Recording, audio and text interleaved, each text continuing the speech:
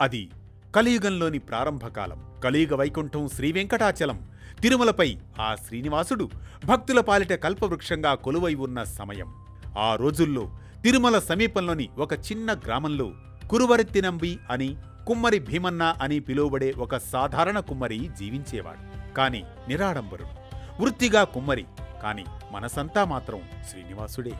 భీమన్నా, రేపు తిరుమలకు వెళ్దాం, వస్తావా? స్వామివారి దర్శనం చేసుకుందాం అని గ్రామస్తులు అప్పుడప్పుడు పిలుస్తూ ఉండేవారు. అయ్యా, స్వామి దర్శనం చేసుకునేందుకు వస్తే ఈ పని ఆగిపోవునే, పర్వాలేదులే, మీరు వెళ్ళి దర్శించుకురండి అని వినయంగా సూచించేవాడు భీమన్న. అలా తిరుమలకు వెళ్లాలని ఎవరు ఎన్ని చెప్పినా భీమన్న పెద్దగా స్పందించేవాడు కాదు. వృత్తికి ఆటంకం కలుగుతుంది అని, అలాగే నా పని కూడా స్వామి సేవే అని అంతర్మతనం. ప్రతిరోజు తెల్లవారక ముందే లేచేవాడు. ఓ శ్రీనివాస, ఈరోజు నా చేతులతో చేసే పని నీకు నచ్చేలా ఉండాలి స్వామి అంటూ స్నానాదులు చేసి మట్టిని శుద్ధిగా మలచి చక్రం తిప్పి పాత్రలు తయారు చేసేవాడు. ఆ రోజు చేసిన పనిలో ఉత్తమమైన మట్టి పాత్రను ప్రత్యేకంగా పక్కన పెట్టేవాడు. ఇంట్లో వండిన అన్నం, కూర ఆ పాత్రల్లో పెట్టి తూర్పు దిక్కున తిరుమల వైపు తలవంచి నైవేద్యం భక్తితో సమర్పించేవాడు.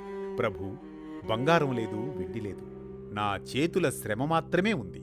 ఇదే నా సేవ, ఇంతకన్నా నేను ఏమీ చేయలేను స్వామి, దయచేసి స్వీకరించు తండ్రి అని ప్రార్థించేవాడు.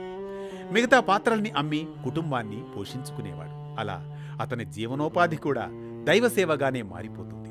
భీమన్న భార్య ఒకసారి, మన జీవితం చాలా సాదాసీదాగా ఉంది కదండి అని అడిగేది. అప్పుడు భీమన్న, మన దగ్గర స్వామి నామం ఉంది, అది చాలదా అంటూ బదులిచ్చేవాడు భీమన్న. అలా విలాసాలు లేవు, కాని లోటు కనిపించని తృప్తి. రోజువారీ అవసరాలు మాత్రమే, మిగతా సమయం భక్తి, సేవ, పరస్పర గౌరవం. అలా భీమన్న చేతులు ఎప్పుడూ మట్టితోనే నిండిపోయి ఉండేవి. కాని తిరుమలకు వెళదామని ఎవరైనా పిలిచినా అంతగా స్పందించేవాడు కాదు. వృత్తికి ఆటంకం కలుగుతుందని భావిస్తూ ఉండేవాడు. అలా అతని హృదయం మాత్రం శుద్ధమైన భక్తితో నిత్యం పరిశుద్ధంగా ఉండేది. ప్రతిరోజు మట్టి పాత్రలో నైవేద్యం, మనసులో నిరంతర గోవిందనామ స్మరణం. అదే కుమ్మరి భీమన్న జీవితం. అలాంటి సమయంలో తిరుమల గర్భగుడిలో శ్రీనివాసుడు చిరునవ్వు నవ్వాడని పురాణ కథనం చెబుతుంది. భీమన్న మట్టి పాత్రలోని నైవేద్యం స్వామి స్వీకరించేవాడట. ఇదంతా ఆ నోటా ఈ నోటా విని తెలుసుకున్న తొండమాన్ చక్రవర్తిలో గర్వం తొణికిసలాడింది. నేను రాజును, బంగారు పాత్రలో నైవేద్యం స్వామివారికి సమర్పిస్తాను. ఒక పేద కుమ్మరి నైవేద్యం స్వామి ఎలా స్వీకరిస్తాడు? ఆ గర్వంతోనే భీమన్నను దేవాలయానికి రానియక ఆపేయాలని ఆజ్ఞలు కూడా ఇచ్చాడు తొండమాన్ చక్రవర్తి. అదే రాత్రి తొండమాన్కు స్వప్న దర్శనం. శ్రీనివాసుడు ప్రత్యక్షమయ్యాడు. తొండమాను, నీవు చూసింది కులం, నేను పరిశీలించేది వారి అనన్య సామాన్యమైన భక్తి. మట్టి పాత్రలో ఉన్న శుద్ధమైన మనసుంటే అది నాకు బంగారమే.